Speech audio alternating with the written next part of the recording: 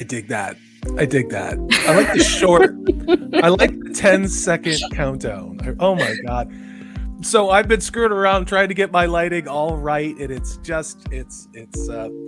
StreamYards, and it's crazy, but it is what it is. So yeah. It is Hi, StreamYards. Hey, Salty. We are back, and it is good to be back. How are you doing? How's your Wednesday going? I've had better days, I've had better weeks, I've had better years. No one wants to hear that, though. Everybody's well aware of what's going on in the world and the economy, and it affects a lot of us very personally. But we're here to talk about woo-woo. What do you got? I saw on your tweet, I just tried to retweet it, you're going to be talking about ghosts and UFOs. I have some really cool stuff about the asteroid that we've talked about in a couple different shows. It's flying by tonight. We'll get into that. I also have some exciting news about mummies, maybe the oldest ever found. And then, of course, an article we didn't get to last week, which was, yes, there are bugs in food. The question is are they even going to put them on the labels? And a whole lot more. But yeah. Yes, we have got a lot, but before we jump into it, let's say hi. So we have got Gum Bunny, great to see you, honey. We've got Psycho Dwarf 9, we've got our favourite vampire, Nosferatu. So look at Salty, looking all gorgeous. Yeah, baby. I'll tell you what, I took a lot of hate for the pizza that I made. People were saying that that's just craft processed cheese, and it's like, no, that's actually really expensive sharp cheddar cheese, and it kind of got me right here. People sticking the knife in on that one, but it was because I was in a hurry because I didn't want to let Nerd Broil down that I didn't shred the cheese, and I was like just cutting off hunks of mozzarella and sharp cheddar. It looked good. It looked very good. It was good. It was delicious. We've got Zombie Box Reviews, great to see you. We got Clissu, hello, great to see you. A very good evening to Creepy Little Book, great to see you as always. Snacks and Comics, this is listening at work, have a great show. I hope it goes fast for you, thank you, honey. We've got Zach's in the house, and we had Sarah Green, who was first today, great to see you. Hail to everybody. And hail to you, Zax. I don't know if he's announced that stuff publicly or not, but I just want to say good work, So spot on. We'll just do that. So Psycho Dwarf 9 is in the house. Keck 44. I see all you guys. It's great to see everybody here. Great to see you guys, and thank you. So I will kick things off with an article that did actually amuse me. So this is from a little while ago, but it was too good to pass up. So take this with a gigantic pinch of salt, but apparently the late great Queen Elizabeth was obsessed or fascinated by Bigfoot. It explains Prince Harry. I'm just going to say that. I mean, I'm not going to go any farther, but certainly explains a lot to me. And it gets even better because apparently this anecdote comes from Brian Blessed. I can't trust him. Exactly. Who kind of does look like Bigfoot, I'm not going to lie. I mean, you squint, I can see where it's coming from. But let's see what this has to say, because it's only a short one. But it says, Queen Elizabeth and her husband Prince Philip, the Duke of Edinburgh, were reportedly fascinated by the legend of Bigfoot. So far, so good. The late monarch and her husband are said to have become intrigued by the stories of the beast known as Sasquatch, said to be a species of mythical ape man running wild across America. There's quite a few things running wild across America at the moment. Yeah, most of them are globalist agenda coming for your children, but let's not worry about that. Yeah. But this gets even weirder, and they apparently even met a man who claimed to have been kidnapped by one of the beasts. And this is where our good friend Brian Blessed comes in. So, after Brian Blessed made the revelation about the royals' Bigfoot obsession, claiming the couple met trapper Albert Ostman on a trip to Vancouver in Canada, and he told them all about his experiences, as you do when you meet the Queen. Of course, yeah. And as ever, British Columbia is a mere 18 nautical miles across the water that's right behind me, which is probably a quarter mile from where I sit now, the Strait of San Juan de Fuca. And there's Victoria, but, Vancouver, which is kind of turned into a hellish nightmare shithole like Seattle, if we're honest about it, isn't that far away as well. Yeah, there's a lot of crazy things in British Columbia, in this whole Pacific Northwest region. Would that surprise me? I'd have to hear this guy's testimony, but I'm going to default to believing him a lot more than I do. You guys see that MSNBC anchor who said she got myocarditis because she had the cold? I'm just saying, okay? I'm going to trust the trapper guy who told the Queen of England that Bigfoot took him as his sex slave, allegedly. Allegedly. A lot more than I am some talking head who says, I got a cold and therefore I developed a permanent heart damage. You guys remember in the 90s, the 80s, the 2000s, hell, even before 2012, you got a cold and you know what you got? You got a bowl of chicken noodle soup and it knocked that shit right out. Now, apparently, you just dial so that I can't put my finger on. I don't know what's going on. Yeah. Just got to keel over. Yeah. It's crazy. It's just crazy. Fuck this timeline. Can I just say that? All right. Yeah. Sorry. We need a redo. We need to reset, but not a great one, as we said before. But let me jump back to our good friend Brian. So he said, so according to the Daily Star, Brian said, it's the most brilliant account of Sasquatch I've ever heard. And I'm pretty sure he's heard quite a few, to be honest. So he says, just outside Venezuela, he wanted to go on a holiday and go fishing. He was a experienced traveler and explorer in his tent, and he had a rifle with him. He wasn't looking for any Bigfoot. He was actually fishing. He describes being kidnapped. He said it was 4 of them. He was taken away. It's so real. And then apparently scientists examined him. Now I've got to look this guy up to find out what his actual story is. I want to watch this with you, and I want to do a show talking about. I want to do a video on this. I do want to shout some other people out. Yeah, Sarah of Green course. says it just went flying by. Said that she had no idea how much shit she was looking forward to the show. Well, that means a lot. It really does. The real world continues to go on for all of us. The news is making me crazy, among other things. We need another term for gaslighting, like on a global scale. But yeah, Sarah Green, we look forward to having you here. We've also got Lord Thoth is in the house. Adega Outlaw is here. Positive Condor, Cynthia Dillo, Gun Bunny. Silverlock is in the house. And as ever, Silverlock keeps dropping some really deep, cool role-playing stuff and action figures and artwork from the 80s. And that makes my little nerd heart go pitter-patter, dude. So thanks for doing that.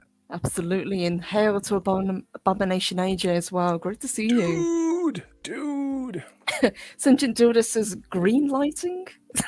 Yeah. What do you... Oh, see. We'll do it on my channel. Purple and I were talking, and I'm going to be real careful about this. Purple and I were talking before the show.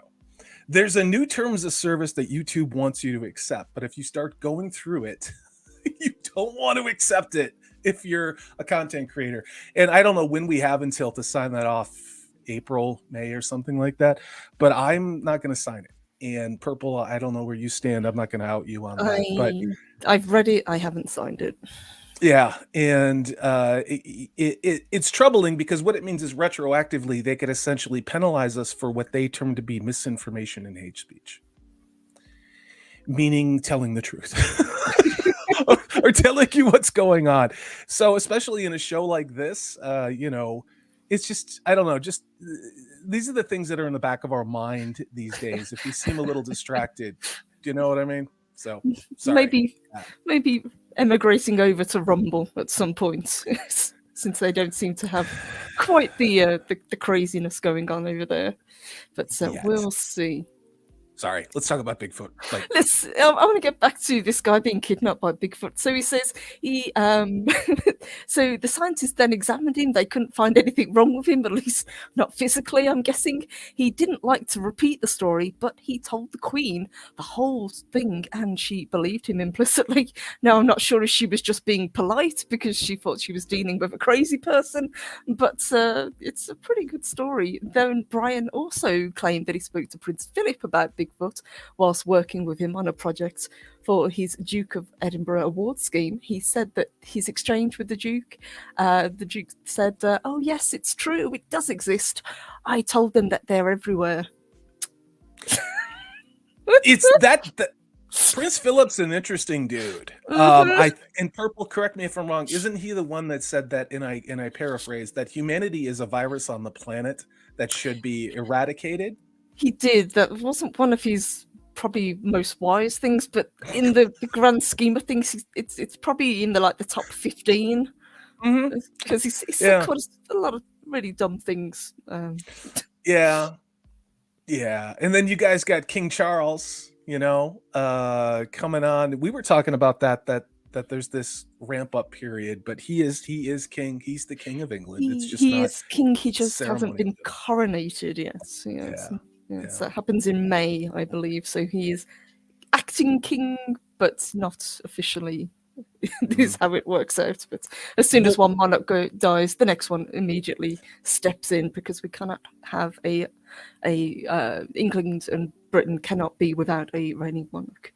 Do you think that maybe he'll surprise everybody out and come out in a dress and be Queen Charlene or something? Or wait, King Charlene, like King Valkyrie? Never mind. Let's keep talking about Bigfoot. I'm sorry.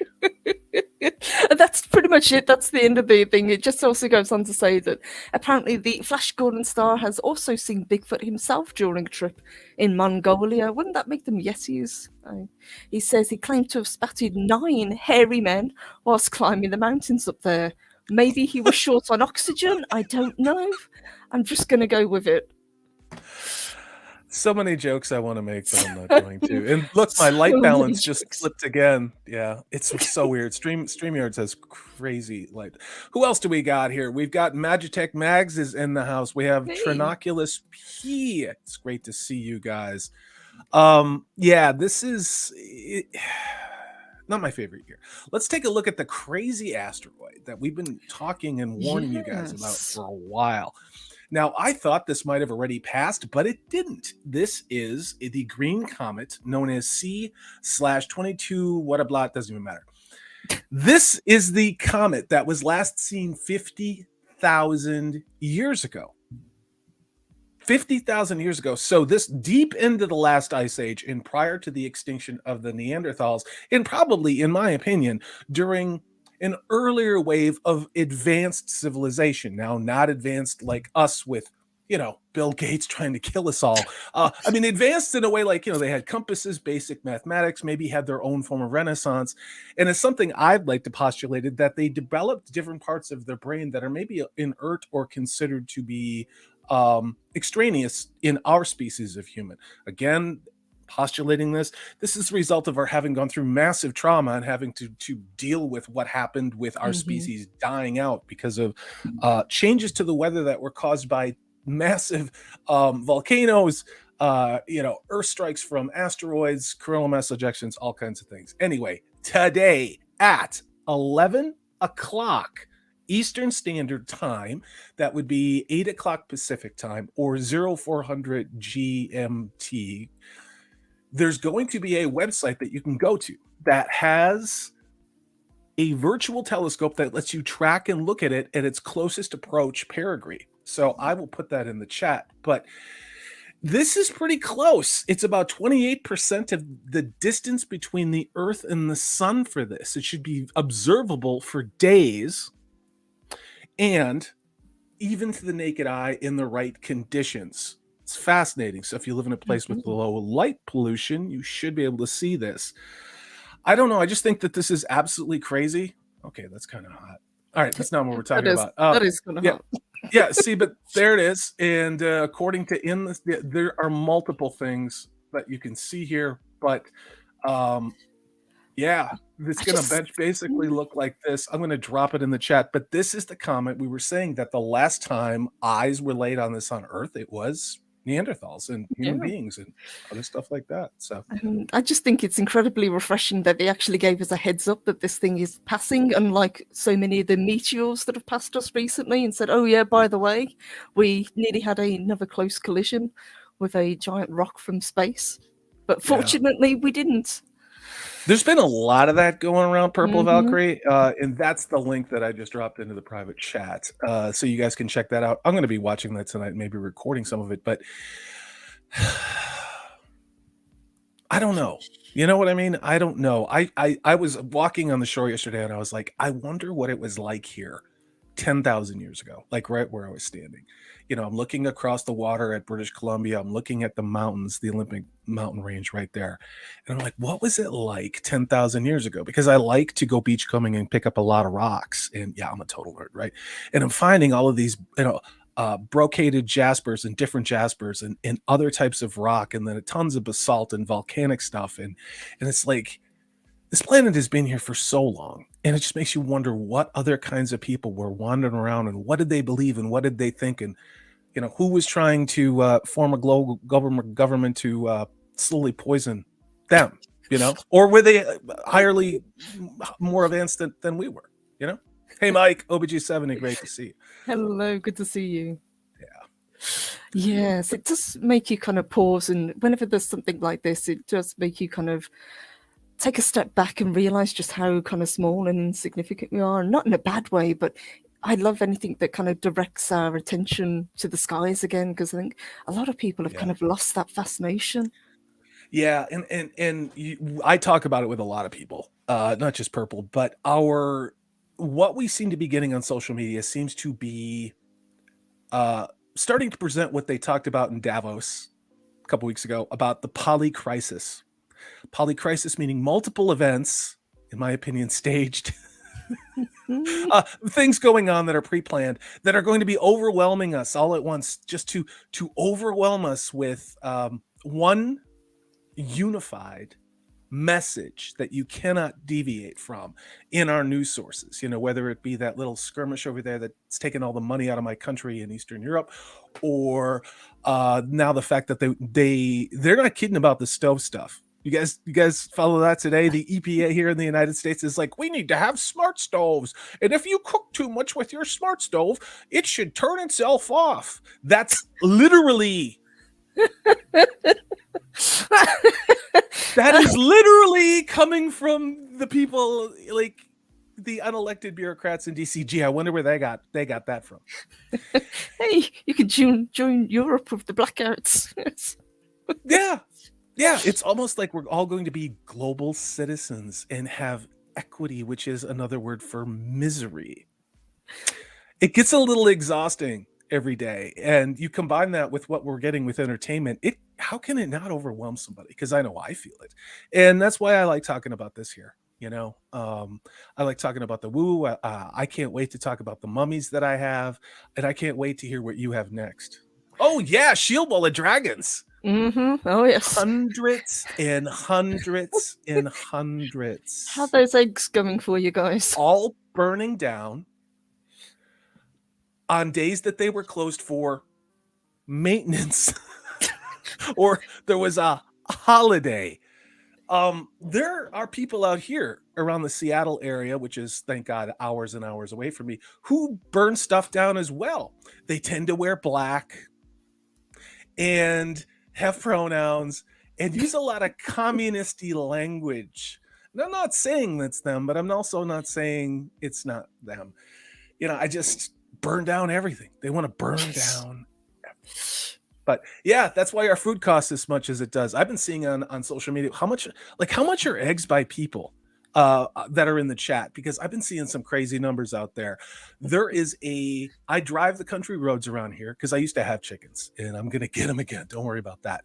But you drive the country roads around here, and people will have eggs in cartons, and it's the honor system. You just stuff money in the box. Used to be like $3, now it's $5. So I just go drive down the lane, and a lot of it has very Scandinavian sounding names out here in the middle. This is the middle of nowhere, which is why I live here. And you can get like a dozen eggs, and they're all different colors, just in different sizes, because everybody has different, breeds of chickens and everything. And, it's like $5 or whatever. But I don't know, how much is it by you guys? Wow, Mr. Batsu, great to see you. Says just paid $20 for a box of 60 eggs yesterday.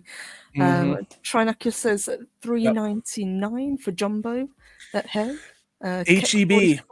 Yeah, HEB was a very good store that I miss, and it is fascinating just how Texas has got a lot of this reined in. I miss HEB all the time, but yeah. Yeah, so company same 20, Keck 44, great to see you, $9 for 18. No. It's frightening. And hail to Wakazashi, great to see you, Gray. Hail, Gray. You guys just eat octopus and cute little otters over there. So I don't know if you guys eat eggs in Japan? Again with the otters. Yeah, well, that was for Nosferatu, if I remember correctly. He's the guy who likes the otter stuff. So still cheap. And Grace, it's 10 eggs for 198 yen. Well, make me an omelet and mail it to me. I'm sure it'll be fine, Gray. Nice. And Silver Luck is $6 for a dozen in North Florida. Wow. Huge difference across the board. It is fascinating, but we've got a egg shortage over here as well. I'm not quite sure why. There's solidarity. Well, I do know why. It's because you know why. Yeah, I do know why. Kill all of us and destroy our economy. No, you were telling me that, was it a week or two ago, when you said you went to the shops? She went to the shops, and they were all out of that and other stuff. And it's like, yeah, it is interesting here in the United States, looking at the astronomical cost of things that are organic. And I primarily try to eat organic. And, I don't buy processed food, anything. I haven't eaten fast food since 2005. But it is interesting. I look at the labels of everything, and we will get into an article after Purple Talks here about the importance of reading the ingredients of what you're going to be buying. Oh, yes. Go ahead. So, this is just to kind of piggyback off what Salty was talking about. And since we're talking about weird things appearing in the sky, this was reported a little while ago, but this is from a couple of days ago. So a mysterious spiral formation appears among the stars above Hawaii. Wow. So it says a mysterious spiral formation was spotted in the night sky above Hawaii earlier this month, sparking curiosity among observers. Now, I'll just play a little bit to show you what this thing looks like, to give you an idea. So there it goes. Looks like a firework. Kind of cool. I like it. This is not CGI. This actually was up there. This was actually up there, yes. Now, they've given an explanation for this, so we'll see what you guys think. But the spectacle was initially spotted in an observatory in Mauna Kea on the 18th of January. It looked like a bright star before it morphed into different shapes, as you saw. So it started off as a blob and then turned into whatever that is. But what they say it really was is apparently it wasn't a UFO or a spaceship, but reportedly it's the work of Elon Musk. So they said it's supposed to be connected with the launch of satellite X by Musk's SpaceX. So apparently that's what it is. Now, I don't know whether Elon Musk has confirmed that he's got a Can you make that video? Can you make that video bigger? Oh yes, absolutely. Yeah, go full. Everybody, let's take a look at this from the beginning, because does that look like a satellite that's spinning out of control? What am I looking at here? Now, you saw you see those satellites going by. You saw the other ones. They were over on this would have been the right side of the screen. Yes. So I'm sure whatever it is, it's not meant to kill us or control us, though. I'm sure that's, I like Elon Musk. What I am noticing about Twitter. Oh, there it goes again. I'm noticing some things about Twitter, and maybe you all have as well. I'm getting inundated with things that are supposedly for me, which go completely against the things that I follow. Now, maybe that's just me, but I don't know where all this is going. They're telling us where it's all going, but yeah, a lot of people have been taking a break from Twitter, and I think I'm going to need to as well, because things just seem to be getting kind of grim on there. But yes, I think that's probably a wise decision, and the chat are kind of coming up with their own ideas. Pacific 414, great to see you, says it's the Bajoran wormhole. Well, that's what I thought too. OBG 70 has a telescope up in the mountains in California. Now, Mike, I don't know what that is. I know we've got a couple second lag. You have seen a lot of really great things, and I've accompanied you, even offline. Okay, yeah, swamp gas. I agree. Great, of course. But OBG 70, what's your assessment of this as somebody who has some serious astronomical equipment and telescopes and stuff like that? I'd love to hear that, or anybody else in chat. What have you seen here? Now, I have seen things like this that are now scrubbed from the internet from DARPA. Mm-hmm. And DARPA is a special project, a big black book slush fund where they create weapons like this, and for crowd control too. I'm gonna be careful to talk about some things. And yeah, I have not seen anything like this except at a rock and roll show using lasers and stuff like that, in DARPA projecting things like this. So I don't know what this is. Sentient Dildo might have hit the nail on the head, said it's an optical illusion created by people on Earth using their gas stoves too much. And OBG 70 says it is a SpaceX launch, and he also says he's going to have a live view of the comet tonight. Yeah, Mike, cool. Tweet that to Purple or myself, and we will put the link in there, because, dude, I would love to hang out with you. I've got a saucy little bottle, and no Nosferatu, not a box, I said bottle, of a Spanish red that's in the kitchen that I can't wait, and maybe it'll hit us. I'm really, really hoping maybe this thing hits like around Brussels. That would never be okay. Or maybe I can't say where I really want it to hit, but you all know where I really want it to hit. You all know that. Sweet, sweet asteroid of death. Come on. Klaus. Paging Klaus. Murderous fuck. Sorry. I should mute myself. Yeah. Ooh, I like this one. Delve Too Deep says it's the great old one peering down on us from above. All of these are more exciting than the actual thing that they say it's supposed to be, but I love that. And Nosferatu says, "Salty, don't lie. You poured some Franzia red in a fancy bottle." I thought you were going to start singing Def Leppard. Pour some sugar on me in the name of love.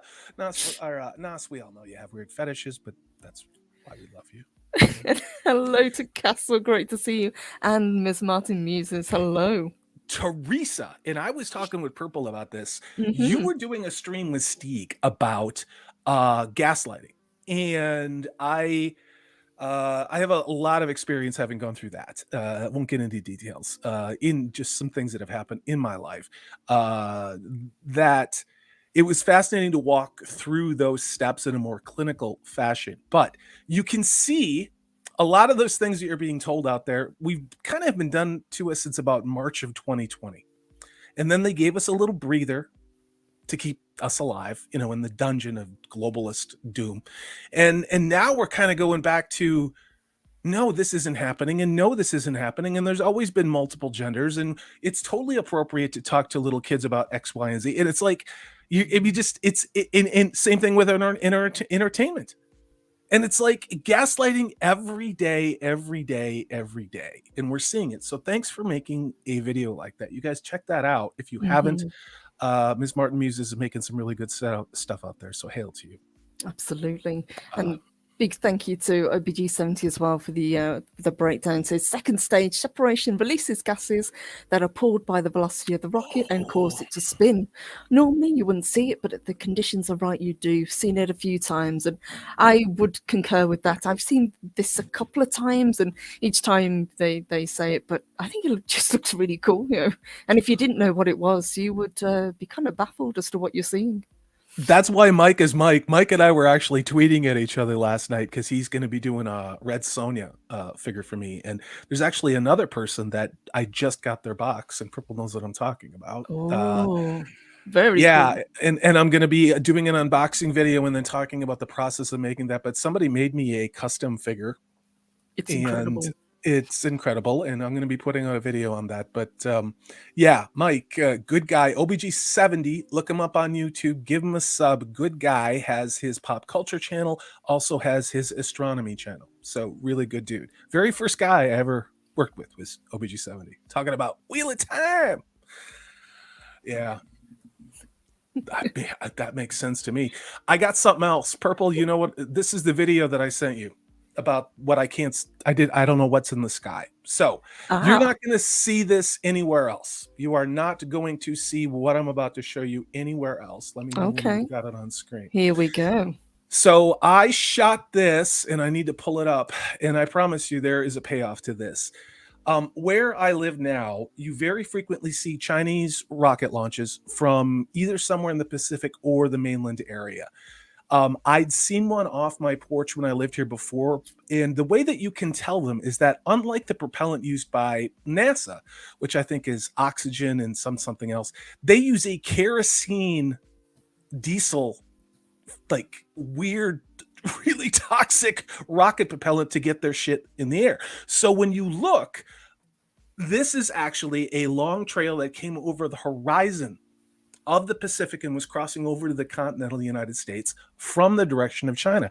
I have looked everywhere for something to tell me what the hell this was and why this had rights to fly over the continental United States. It was hauling ass, and whatever it was is a funky shape. Now, the way that I explained it to Purple Valkyrie was it looked like an old PlayStation controller. But I'm going to go ahead and play some of this video. All right, I got so many windows open, Jesus. All right, here we go. Now, when did I shoot this? It doesn't matter, but here, I'm going to play this for you. This was here we go. About 8 days ago, I think. Yep. So. Yep. It's from China. Flying over the continental United States. You can see, now there's the contrail behind it. Obviously, it got into some clouds, but there's a, yep. And as Salty said, we see this quite a lot, but this thing was bizarre, especially when he showed me the zoomed in picture. Yeah, it's right here. And, you know, again, this thing is hauling ass. God knows how many things can I zoom anymore. Let's see. Yeah. Oh, you're an asshole. Let's try this again. Bear with me. Yeah, I'm trying. Here we go. Fit to screen. There we go. Let's just play a little bit more. So you can see how fast this thing is going. The shape of it is completely insane. It looks like it looks like a Romulan warbird. It doesn't look like a rocket like we're all used to. It has some things that are out like this, like wings or something else like that. Again, it looks like an old PlayStation controller, and this thing is hauling absolute ass. And it was the speed that caught your eye, wasn't it? Yeah. And again, I mean, you can see this. It's, you know, it's a super high altitude, and again, if we back it up, this thing was coming over the horizon. It is a curved angle, and it took forever, and then to get here, because that's what happens when you look at things on the horizon. But I still don't know what the hell this thing is, and I don't know if anybody in chat knows anything at all. I tried to zoom in on it.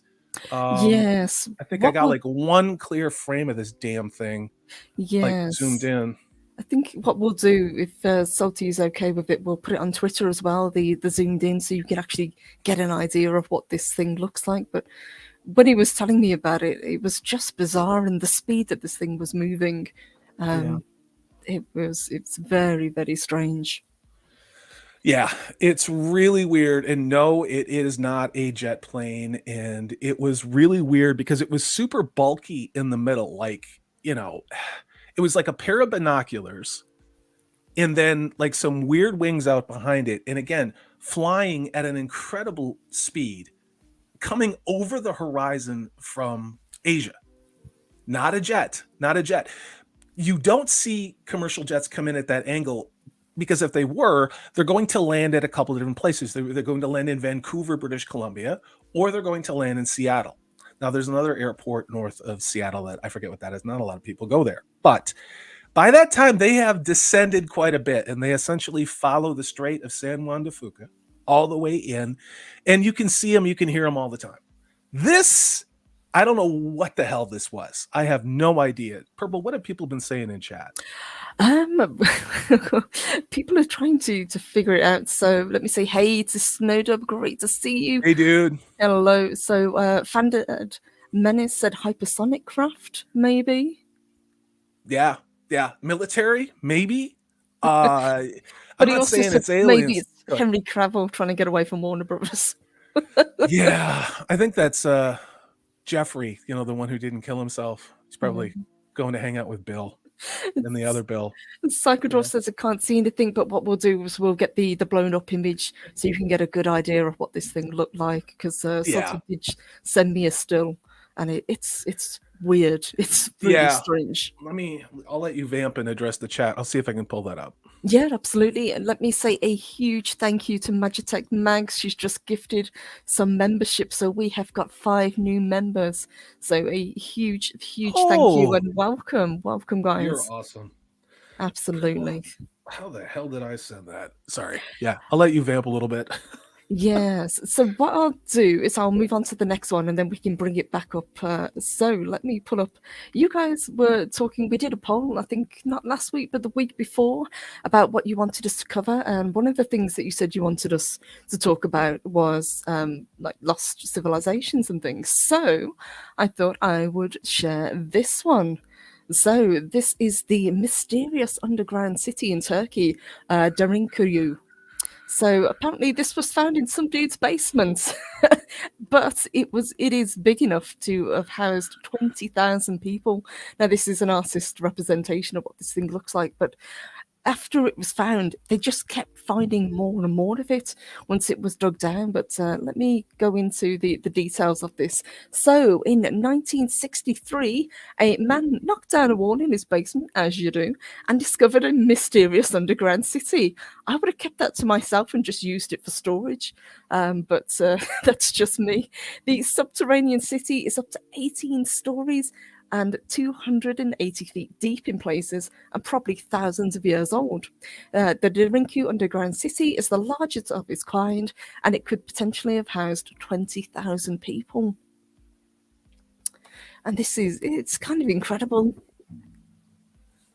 Let's see what else they say. So he says that we live cheek and jowl with undiscovered worlds. Sometimes the barriers that separate us are thick, sometimes they're thin, and sometimes they're breached just by knocking down a wall, apparently. That's when a wardrobe turns into a portal to Narnia, a rabbit hole leads to Wonderland, and a Raquel poster is all that separates a prison cell from the tunnel to freedom. And that's how James Gunn is now leading DC. It's the same thing. It's the same thing. You open a portal to hell and you bring forth demons, much like Taika Waititi is doing with Time Bandits. Yeah, I do have that. I do have that picture, by the way. So. Oh, lovely. All right, so I'll just scan through this and then we'll jump back to that picture. Thank you. No worries. No worries at all. So these are obviously fictional, but in 1963, that barrier was breached for real. So, taking a sledgehammer to a wall in his basement, a man in the Turkish town of Derinkuyu got more home improvement than he bargained for. Behind the wall, he found a tunnel. That tunnel led to even more tunnels, and then those tunnels led to halls, chambers, and what actually turned out to be a massive underground complex that had been inhabited and undiscovered up until now. So I don't know how people managed to forget that there was basically an underground hidden city, but they did. I want to live there. Can I go live there? Too. I mean, I've been playing a lot of Witcher, and I was just like, This is like I'm on Skellig playing The Witcher. Holy shit! If you made a Dungeons and Dragons map like this, you know, people would be like, "Okay, dude, that's way too difficult." This is like a level 10. You need a level 10 in Dungeons and Dragons to battle this many people. Kind of reminds me of an ant farm. If you guys have ever had that, that's what it looks like. But I actually love the idea of this kind of underground city, and obviously, the deeper you go, the colder it would become. But let's see what they've got to say. So. Yeah. The anonymous Turk, no report actually mentions his name, unfortunately, had found a vast subterranean city up to 18 stories and 280 feet deep. That's 76 meters for anybody who wants it in meters. Large enough to hold, as I said, 20,000 people. Who built it? Why? When was it abandoned? And by who? We don't know, but they're trying to find the answers. So, let's see what this place looks like, and as you can see, it's well excavated. This is actually beautiful. Crazy. And obviously, they've gone through.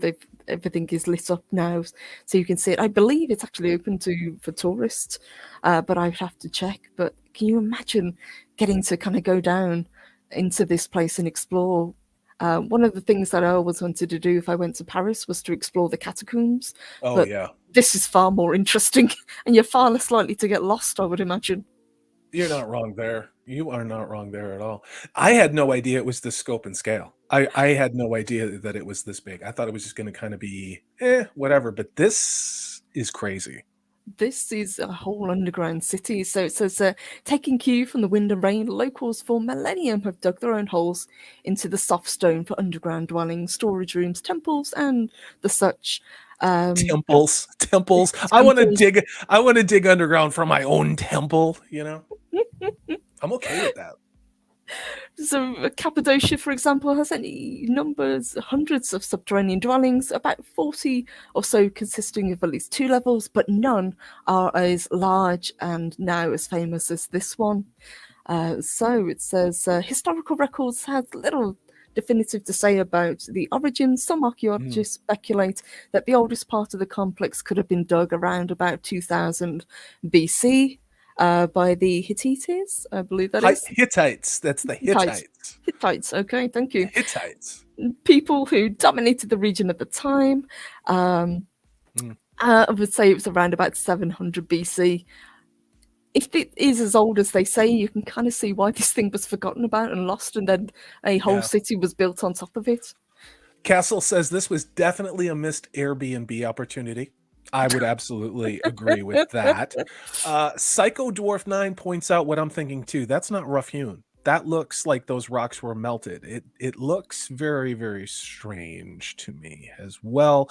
Psycho Dwarf 9 also says Polish Salt Cathedral, anyone? Yeah, there's also numerous sites like this that they found throughout what is now modern day Turkey, which is where a lot of the tepes are. Now, a lot of people know about Göbekli Tepe. There's another tepe that they found, which is just starting to be dug up as well.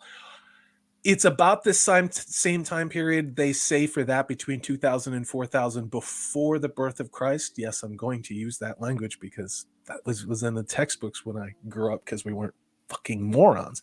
And it's fascinating what was going on around that time that maybe we don't understand yet, and maybe we'll never understand. Was it the same stuff that was going on 11,600 years ago, 12,800 years ago with the asteroid bombardment, other stuff like that? I don't see things like this, invading forces, being enough reason when you're in a subsistence hunter-gatherer or minimalist farmer society to commit that much time and effort to digging holes just to go hide in. Not something just, 30 or so feet down. 200, nearly 300 feet down. Yes. Soul Assassin says, could be an ancient fallout shelter. You know what I'm pissed off about? Where are all the fallout shelters? Growing up in the 80s, we had fallout shelters everywhere. Now, we don't have any at all. Must just be a coincidence, huh? Did you lose them, Softy? Did somebody need to they dig took into all their the basement signs and find down. them? They took all the signs down, and then of course the World Health Organization just released a new article, which I decided not to cover on the show, talking about reminding people to procure extra radiological event medications. Now, they said this partly was due to what happened in Australia when somebody lost the equivalent of a watch battery size of some really horrifying radiological stuff. And apparently, they're driving along, and then, Bruce out in the desert didn't want to run over a dingo, and then something happened, and this capsule of radioactive whatever went flying. But yeah, it's interesting language, especially with the idiocy or the deliberate destruction of Western civilization we see ongoing in numerous leadership positions out there. Anyway, let's talk about these awesome caves. Yes, just to chime in what you guys are saying. So it says, whoever they were, they had a great level of skill. The soft rock makes tunneling relatively easy, but cave-ins are a big risk. Hence, there is a need for large support pillars, which they don't have. None of the floors at the Devlin-Kuyu have ever collapsed. No. So there are ways that you can accomplish that, probably using large-scale chemical compositions and treatments that maybe would harden or calcify some of these formations. But again, if this is from 2,000 to 4,000 years ago, and they're just, tribal, they're goat herders, like the story that we've been told, how the hell would they know about chemistry and stuff like that? I understand things with baseline metallurgy and all this other stuff. This is just another one of those things where it doesn't really add up. It doesn't really add up, Yes, but again, when you go to the scope and scale of this thing, so it kind of gives a little bit more detail. So there are 15,000 shafts, most of them about 10 centimeters wide, reaching down to the first and second levels. This ensures sufficient ventilation down to the 8th level. The upper levels were said to be the living and sleeping quarters because they were the best ventilated, but the lower they go, they're mainly used for storage. And there was also apparently a dungeon down there. In between, there were spaces for a wine press, domestic animals, a convent, and small churches. A convent. You've got a dungeon and a convent. Now, everybody in chat wants to know: Are there any trolls? Are there any dragons? Are there any orcs down here? This is incredible. I would like to think so. And it also says one of the most famous is the Cruciform Church on the 7th level. So that's going down quite a bit. But yeah, I just thought this was fascinating. And we will talk about more of the Göbekli Tepe, which we will go into in great detail. That's probably going to be a show dedicated to itself. Just itself. So much to talk about. But I thought just to kick this off, this was an interesting one. And I absolutely love this. I think this I do too. A great picture. And not for the first time, we see better world building and a more lived-in world than we did in Amazon's The Rings of Power and Witcher Blood Origin. Mm-hmm. It's hard to make a joke about what they did to fantasy in 2022 and what, in my opinion, they're currently doing to video game adaptations in 2023. I do have that still image, Purple Valkyrie. This goes back to the video. Oh, sorry. You can finish out your article. No, I just was letting you know. Okay. So I do have that up, and this is what it was that was flying. At literally going over the horizon at a great rate of speed. Now, I don't know what that is. I'm going to lean in and look at it. But one thing you can see is the contrails coming up behind it this is not a jet. This is not what it is. It is going at an incredible rate of speed. Some people had mentioned it could have been hypersonic. I don't know what it is, but you look at the shape of what this is. Again, it is not a rocket, Purple Valkyrie, now that you're seeing it again, especially on this screen, do you have, any supposition behind that? I don't. It turned. Mm-hmm. It did turn while it was going on the horizon, but then it leveled out as it was going over the continental United States. When it was coming over the horizon, there was a turn, but it was then going straight like this. Again, by the time it got to a place where I could get this, this is like a 1/10 of a second out of a frame that I shot, and for some reason my autofocus managed to get this, But just going by what we were talking about, and when you first described it, the speed it was going, it was actually really hard to capture. Not only was it very high up in the atmosphere, but the speed just to try and track this thing. Yeah. And again, I've seen plenty of military jet aircraft. I have seen plenty of rockets. I've seen plenty of commercial aircraft. I get all that. This is not a weather balloon. This is not swamp gas. This is no boating accident. I don't know what this is.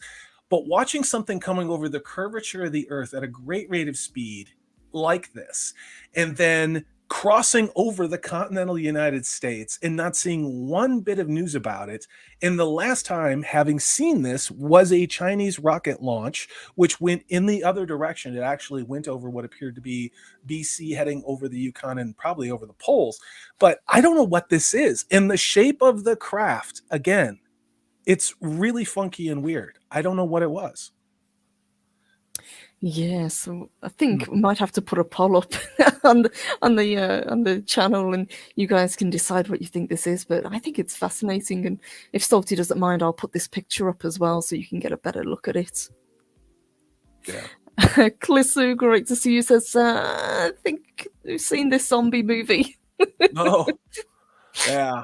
There's not enough gay love stories in this one. If you want that, you can go watch the non-adaptation of The Last of Us, which I stopped watching because I got to save what little bit of my sanity is left. But if you're enjoying it, please, by all means.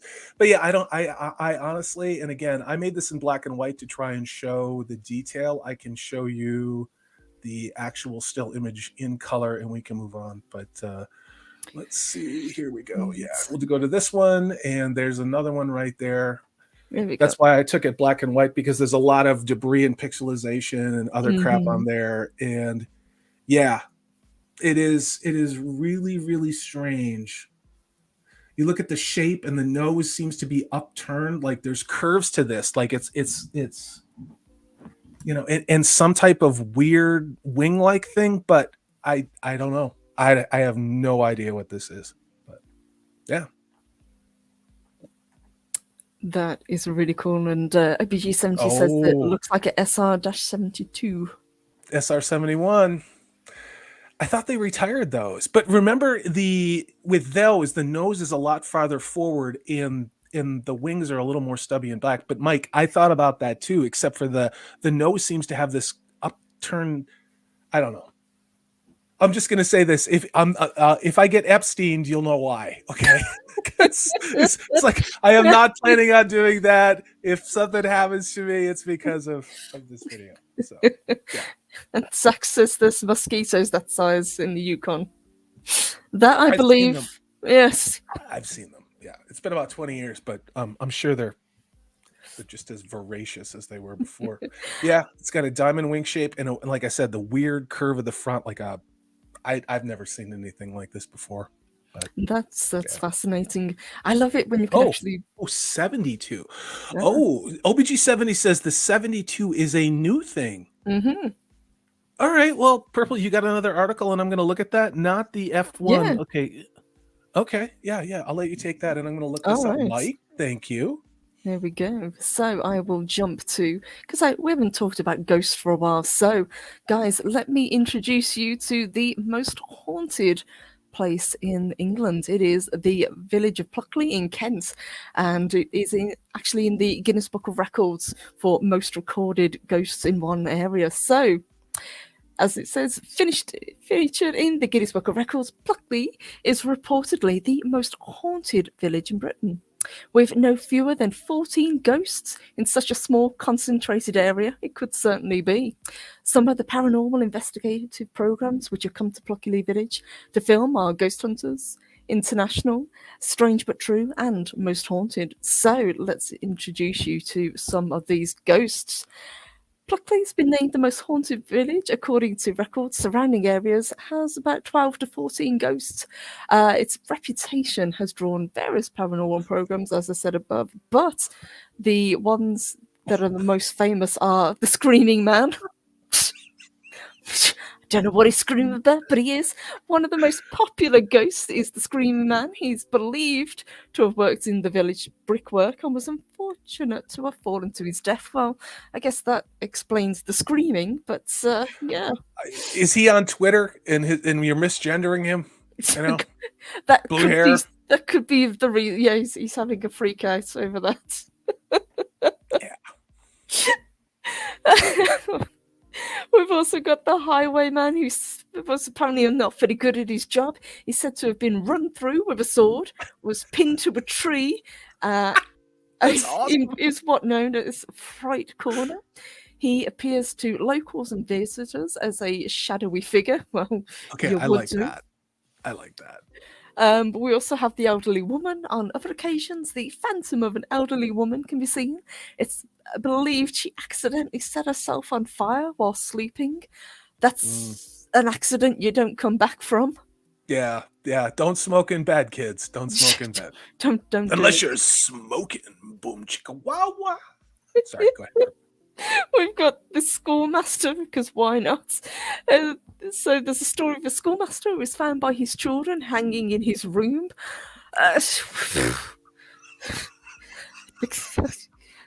Michael Hutchinson! Is this the guy from In Excess? And yes, that was tasteful and insensitive, but it was also still funny. But yeah. So apparently he took his own life in the 1800s and today can be seen in the grounds wearing his favourite old coat and stripy trousers. We've also got the Walker, who is a poltergeist, apparently said to frequent the farmhouse. People have also reported haunting smell of burning wood, wool, or yarn. All right. I don't know. I've never really burned a lot of wool. But no, me neither. Yeah. So, and then the last, we also have the Red Lady, which sounds like a pub, but apparently is not. She's a ghost who was reportedly a member of the ancient Daring family. She's said to haunt St. Nicholas, and her legend overlaps with that of the White Lady. So there's a little bit of a cat fight going on with these lady ghosts as to who gets to haunt what, it seems. And then the last part, it says, is the Black Horse Inn on the street. I love it when little villages just have streets called the streets. It's like one main thoroughfare going through them. It's a cozy old pub that dates back over 300 years, being situated in the most haunted village in the country. There's no surprise that people are told it's haunted. Well, of course it would be. Glasses are known to move, and unseen hands throw cutlery. Dogs apparently suddenly stop and stare and bark at empty spaces. Well, if it's anything like my dog, that's normal because he's a pug and that's what they do, and refuse to go near one particular room upstairs. Wait, this is in the UK. This is in the UK. This is in Kent. Yes. Okay. So you're in the Midlands. Where is that in relation to you? Because I know Az is in Yorkshire. Where's this is south, down below. Okay. So would it be north of London or in the London area, or where would it be? It's north of London. Let me Okay. I just was wondering, like, just basic UK geography. And thank you, OBG70. I do have that link because I was looking at something very similar to that. But yeah, it's kind of north and then to the east of London. Okay. I would love to volunteer you to go check this out because I think this would be the most incredible thing to do. I really, really would. Maybe you can find somebody else over there, like Louise X Sparrow, or somebody else in the UK to go with you and walk around this place. I love stuff like this. I would love to hear the stories of all of these characters, to talk to some of the locals, to hear some of these things, and of course, going into the pub. I'm sure they're going to have a hell of a good story for you to listen to as well. Oh, yes. And apparently there is a very haunted wood as well, where screaming can be heard during the night. Well, you do have a lot of migrants over there now. This is true, yes. Yeah, I said that. I don't give a shit. Yeah.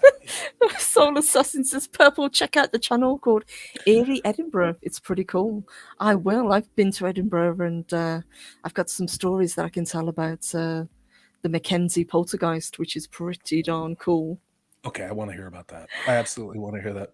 And Fandad Many says, I live near the Vikings. Oh, Nice. Minnesota? Are you in downtown Minneapolis or? Sorry, I was trying to be funny. Purple, I was like, Sorry. I she's like, don't know. I don't know she's like, sports ball. what are you talking about? It's sports ball, governor. And I'm like, just run with it, Not everything's gonna be a Hail Mary pass, See, I don't know sports ball. He keeps throwing these Yeah, these phrases at me. It goes right over my head. Yeah. Well, I was showing you NFL logos, and you're like, I like the purple one, and of course, it's the Minnesota Vikings, a team I despise. So I'm True like, story. all right, whatever. Let's take a look at this crazy thing, and the more that I look at it, the more that I think OBG70 is onto something on this, and that would explain a lot. The profile of this, the SR72. Now, this comes from with a website 1945.com. The SR-72 is the son of the Blackbird, which is what we had in the 80s, and could be a Mach 6 spy plane monster. So look at the profile there. Let's see if there's anything else in here. Lots of words. We like images here.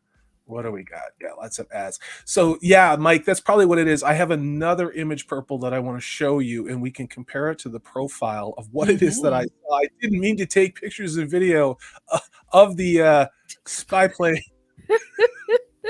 And Nuss says the Green Bay Packers is America's team, not the Cowboys. You're damn right about that. So take a look at it. See the funky shape, the curve that I was talking about, the diamondback wings.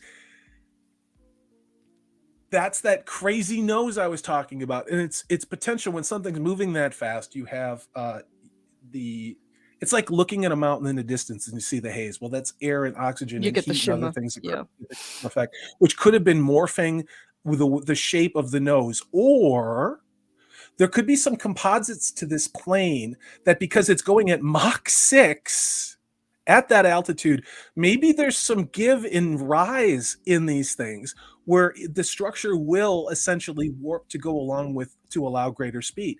Now, I may have probably just divulged some things that are above top secret just by using common sense, but this looks a lot. Yeah, compound curves too. Exactly. It would explain a lot. So somebody was hauling ass from wherever they came from. Yes. China. I had to say it for Sarah Green. Yeah, Mach 6, that they admit. It's true. It's true. Yeah. That thing was moving. Yes. Yeah, and again, we'll look at the image one more time and then we'll get off of this and talk about other stuff. But here we go. I think that's the image. Okay, that's the wrong image to share, but the black and white one does a much better job of comparing and contrasting. One quick second, and then we'll talk about something else.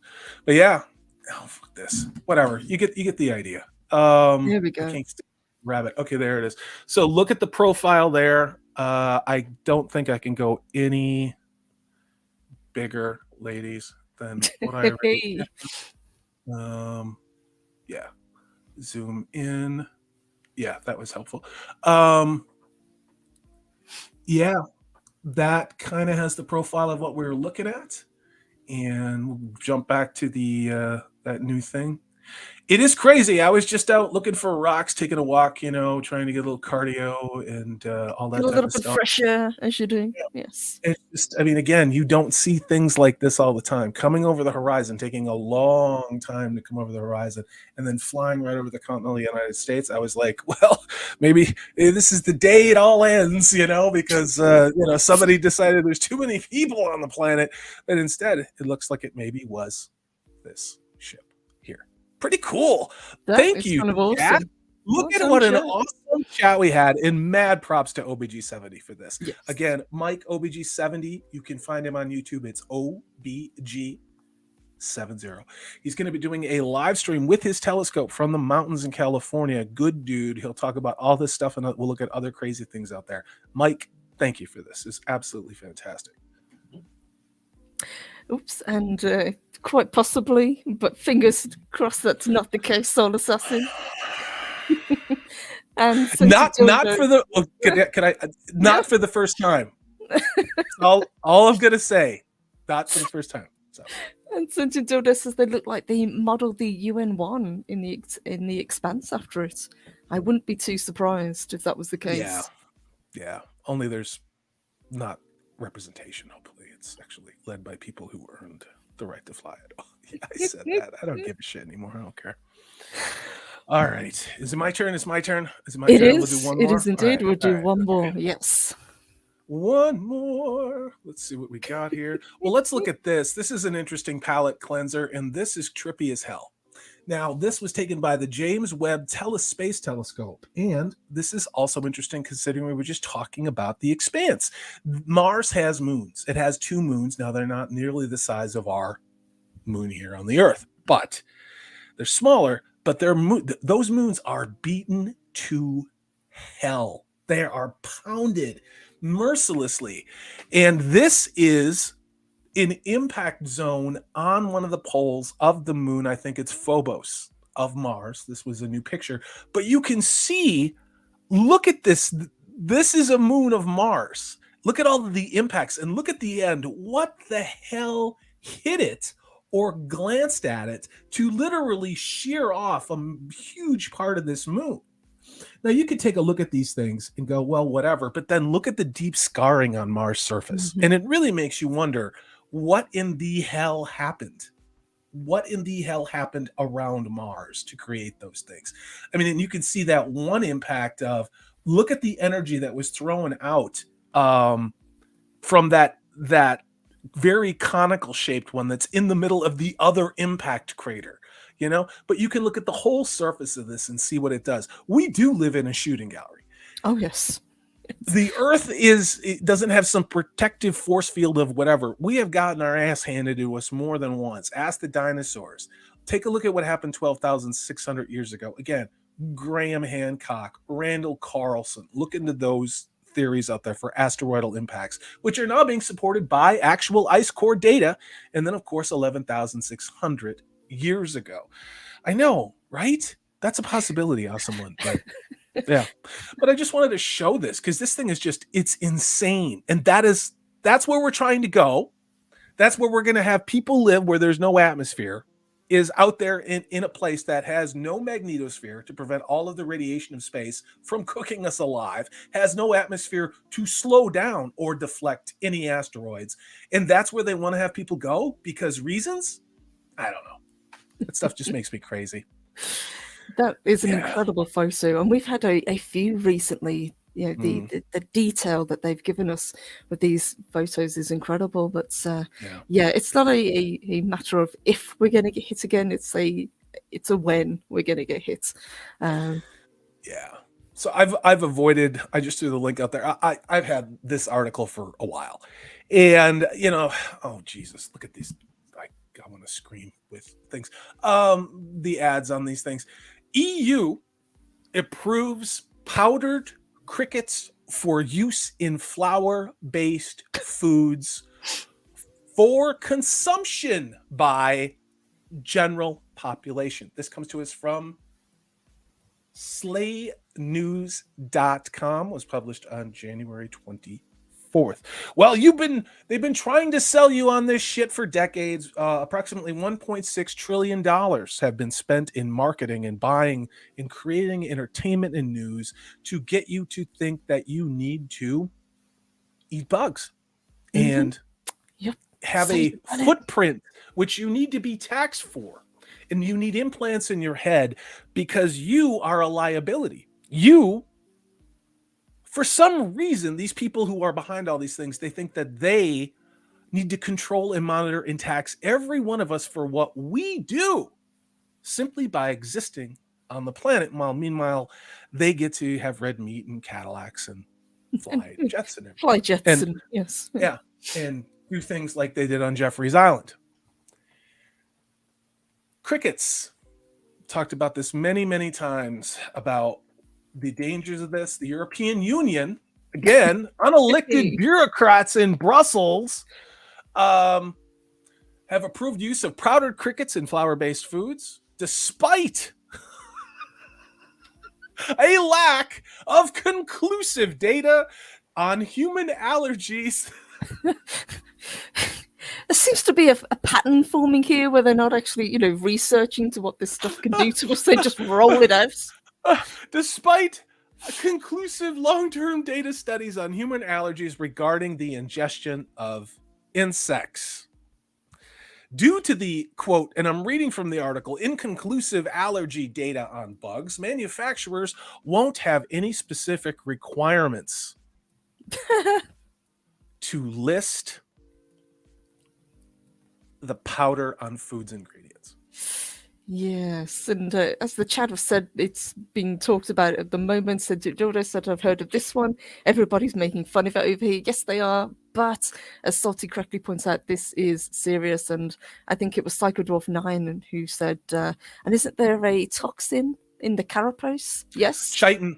Yes. Well, that's only one of them. Chitin it also produces an inflammation response. Now, this is where YouTube will take my channel away. Now, if we did this on my channel, I'm counting the days until my channel is taken away.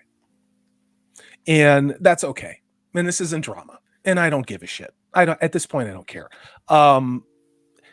These things are bad for a whole lot of reasons. There's a reasons why when we evolved as a species, we didn't eat shit off the side of the dead bugs and eat bugs out of trees. Now if you're starving to death, airplane crash in the middle of nowhere, you got to do what you got to do.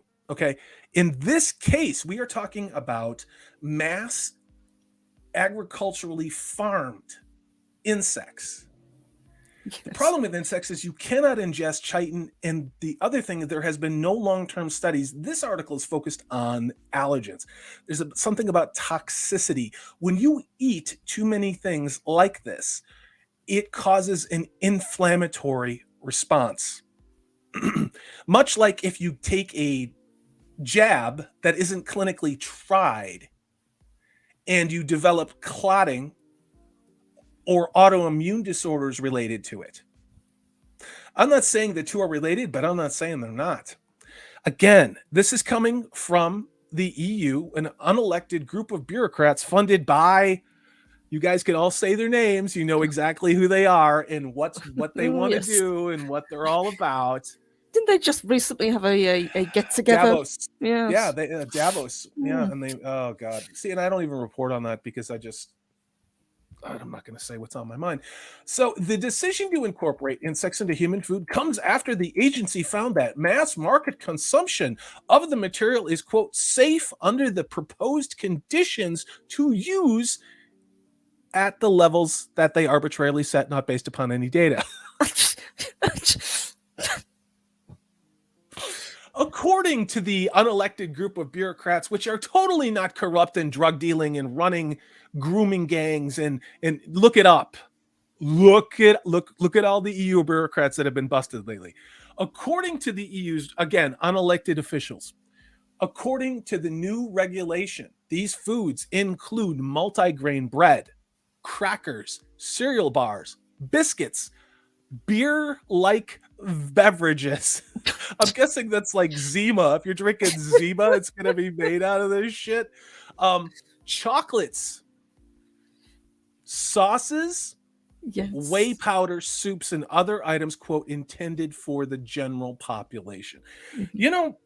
This statement of the general population sounds a lot like the little people that there are too many of. And they even put it in quotations because, of course. Now, the company behind this, Cricket One, and I have got to find out who funded Cricket One. There's like 3 or 4 names. You guys know who I'm talking about with this. A company that produces powdered bugs insists that the insects are, quote, nutritionally more efficient and serve as a more reliable, quote, source of alternative protein than livestock. No one fucking told you to do this. There is no demand to do this. So you burn down our food processing plants. You then say that cows' farts are methane, and then that creates the weather changes. So now you create the demand by creating scarcity to sell your pre-engineered solution, which actually then benefits the medical and pharmaceutical companies because they're going to sell you drugs because you wonder why the hell you're sick because you're eating toxic shit like this. There's no profit in a healthy population. There's not. And if they already think that we're nothing and there's too many of us, it's almost like this is part of some great thing. Something, what is it? It's a great something. Something about it had some again. Guy named, yeah, and some guy named Klaus is all behind it. Another guy named Bill, who's coincidentally buying up a lot of farmland at the moment. And Shilwell says, so how does adding bugs to anything help the environment? It absolutely doesn't, but that's not going to stop them. You sound like you have internalized misogyny and you're transphobic when you say that. You're trying to kill grandma. You're causing... you know what they're going to do. The same shit they've been doing since March 2020, which was the kickoff event to test what we would take. And now they're going to fucking poison us all and bankrupt us all because there's your equity. That's equity. And it's happening in real time right now. And there is absolutely no conspiracy in any of this. It is all right. It's not a conspiracy if they're telling us what they're going to do. No. And I've touched... Go ahead. Oh, just to anyone who has bought anything or is buying from Lidl, especially in Europe, that is supposedly where this bug stuff is being rolled out in. So in Aldi too, I think. Yeah. Well, leave it up to you guys to decide. Buy local, you guys. And again, I'm not a doctor or a nutritionist, but then again, neither are the assholes who are pushing all of this. The people who behind this seem to be, in my opinion, following what's called the Luciferian doctrine. The Luciferian doctrine sounds like, ooh, but what it is it's a way where if you tell people, I'm going to burn your house down, and then you laugh it off and go, you're not going to do that. And then your house burns down. The person who is the arsonist in their mind is guilt-free because they told you they were going to do it. And if they told you and you didn't do anything to stop it, then it's your fault. Look around at everything that is going on in the world right now. Watch some of the footage of Davos, especially with what they talk about in Hollywood and on our entertainment. And they're out there in the open saying, yes, we're pushing all of these agendas and we're specifically targeting younglings and we're doing all this. They're on television telling you this every day. When people tell you who they are, believe them. And these people, if there is a hell, and I really hope there is, I hope these people end up in the hottest, worst part of it, because what they're doing surpasses even the bad guys with the funny mustache leader of World War II and Mao. All the mass murderers that were involved in socialism and communism. So go ahead, Purple. No, you are absolutely correct, and this is why we do this show. It is to try and highlight some of the things. We talk about, the more esoteric stuff, but what is going on at the moment, what would have been 10 years ago a conspiracy theory, is now, they're telling us this is what they're doing. Every day. And no, there's no nuclear thing. It's just, it's part of the lighting that I got going on over here. Some lighting issues with stream elements. Yeah, polycrisis. Look into polycrisis and Davos. That's the next step, because one thing at a time wasn't enough. We ignored them and we went and read things that were absolute lies. It's part of why YouTube changed their terms and conditions, in my opinion. Mm-hmm. It's beyond wrong think. You're now going to be financially penalized, even retroactively, for anything that they consider to be offensive or hate speech, meaning the truth. I just wanted to say a huge thank you to Silverlock. It's so good to see you. He sent us a $9.99 super chat. He says, good show. Well, thank you. Always great to see you. Thank you, Silverlock. Let's see what else you guys are saying. Sentient Dildo says, guys, trust the science. Absolutely. Awesome one. Jesus will save you. Yes. I think if there's ever a time to look to a higher power, I think that this would be a great time. Yeah. 45 caliber is also a good choice in addition to belief in a higher power. Thank you, Silverlock, very much, you Yes, guys. and thank you, Trinaculus P. And let me see, hail, and great to see Jade the Deep Mind. She says, time to dump the convenience and get back to food the old-fashioned way. Absolutely. You know, a lot of people, I've had a homestead. I want one again. Goats, chickens, turkeys, ducks. Spent a lot of my time tending lots of raised beds, hanging out with chickens, chasing goats around, canning, learning how to process chickens, and by that means and then rip everything out and then rip the inside, all that stuff. Like, you can read books on this, you can, but you got to get your hands dirty and start doing this stuff before, it's a radioactive killer robot filled dystopian future like they're telling it's going to be. You end up not spending a lot of time on Twitter and doom scrolling. You end up a lot of time making something and being in a physical real world. And I think that's part of why a lot of us, myself included, are struggling with what's going on right now, because I should be doing things that in the real world and doing things that mean something. Self-sufficiency is not easy, but it's also not hard. It's hard to describe. It is truly the act of being human, and at this point it is an act of defiance against those people who are undeniably poisoning every single thing we have, whether it be our atmosphere, whether it be our food supply, whether it be our monetary system or our entertainment. And just going like this and hanging out with chickens and goats and reading a book, it's a small act of defiance. But if enough people do it, I don't know. I don't have the answers. I don't. I just, I'm sitting up here preaching, and it's like, all I can do is control myself. And that is a deeply frustrating thing, because you see what's going on in the world and them telling you what it is. It's a lot of things I wish I could do. And a lot of things that if I did them, I wouldn't be here anymore. And, it's just, I don't know. What else am I going to do? I got to stop talking.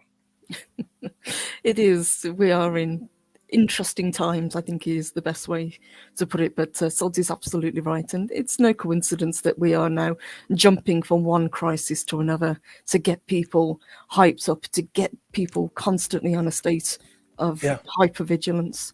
Yeah, wait until the economies, by design, in my opinion, crash. And they're doing all this so that you end up begging your abusers to save you. It's fascinating, and that's why when I referenced Teresa, Ms. Martin Muse's, her video the other day, this is classic behavior of narcissists. And there's a phase where the narcissist, it's called the discard phase, where they essentially get rid of you and they really try and make you think you're crazy and hurt you because you're a threat to their sense of self-importance. We have people like this that are sociopaths that have infiltrated all of our leadership positions throughout the Western world. Take a look around. And they're moving forward with all these plans, and it's not a conspiracy. I wish it was. I don't need to make shit up. They're telling us what we're going to do. The question is, what are you going to do about it? At this stage, I wish we were talking conspiracy theories, but yes, it's a very, very stressful time. And as Salty said, all we can do is our best, but I think you guys know exactly what we're talking about. And even Jay says, just finished installing a polytunnel and finished prepping the raised beds. Raised beds are a fantastic idea. Yes, as is composting. But again, check the ingredients of what you're buying, especially from places that are Aldi, like Aldi in the UK, in Europe, and probably here in the United States.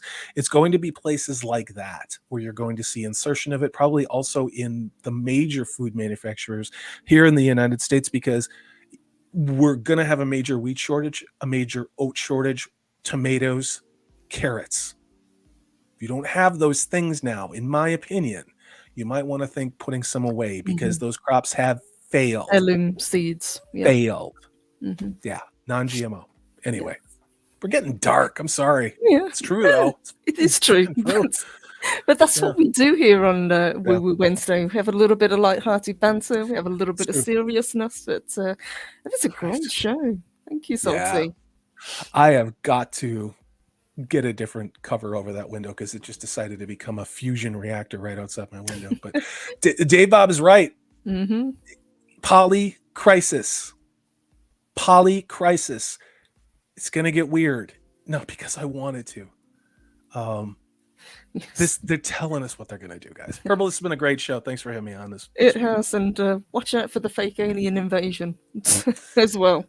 Yeah. Mm. If things do get a little glow in the dark in that particular part of the world where a guy named Hunter seems to be laundering something for his old man, yeah, look for what Werner von Braun warned us about on his deathbed, which is they will stage an alien invasion because we need to have a global government. Werner von Braun, the head of NASA, the reason America got to the moon or something got to the moon, deathbed, 1973. Look it up. It's a fascinating read what he said. Yeah. Before we wrap up and let people get on with their Wednesday, have you got anything that you'd like to talk about? Something? I'm Salty Travel & Sea. I put out content. I'll probably put some other stuff out. I do have actually a movie that I'm going to do a video about that has made 100,000 times what it cost to shoot the movie. And Nice. it's an independent thing, and it just goes to show you there are good stories that are out there, but you sure as shit ain't gonna find them for major Hollywood releases. So talk about that. Probably I don't know what I'm doing. They're just going along with this YouTube. YouTube's just YouTube, you know. So, but thanks for having me on, Purple. You're awesome. And You're thanks welcome. to everybody in chat. You guys are freaking awesome. So, Yes, yeah. fantastic chat as always. You guys were on the ball, and thank you for helping us figure out what it was that Salty saw. That was freaking amazing. Again, OBG 70, Mike, tonight, 11 p.m. Eastern Time, 8 p.m. Pacific Time will be when this comet that has not been around the planet Earth in 50,000 years is going to be crossing by. It's a green one. Mike is going to be showing people it live on his telescope. So hail everybody. You're awesome. I hope everyone has a good rest of the week. Yes, you guys are fantastic. Huge thank you to Salty as always for bringing fantastic content. I love doing these woo-woo shows. Hopefully we will be back next week. I got a little bit of a change upcoming because I've got my days off are actually changing, but that's in the future. We can sort that out, and I will be back as well tomorrow. I'm going to do a chill stream and kind of hang out with you guys because I haven't done that for a while. And if anybody would like to join, you guys are always welcome. But other than that, we'll just kind of keep an eye on things and do what we do. And as Salty said, YouTube is it's just YouTube. It's not. It's a tool for the globalists, and it's owned by high tech. And the more that we point out what the globalists are doing, the more they're going to shut down people who talk about these things. And it's not just about what you can read about with bugs and spraying shit in the air and every other goddamn thing out there. It also is going to be about the fifth column, which is entertainment, which is not entertaining anymore. It's programming. And those of us who are pointing out the things about that programming, we're going to get hammered pretty damn hard pretty quick. So, yeah. Spoiler alert. It's a wild ride. But guys, huge thank you. You guys are amazing. Thank you, Manx, for the gifted memberships. Thank you, Silverlock, for the super chats. You guys are fantastic as always. Hopefully, we get to see you guys again tomorrow if you want to hang out for a little bit and do a chill and build stream. Other than that, we will see you guys next week. So, Salty, huge thank you again. And guys, have a fantastic rest of your week. Fish heads, fish heads.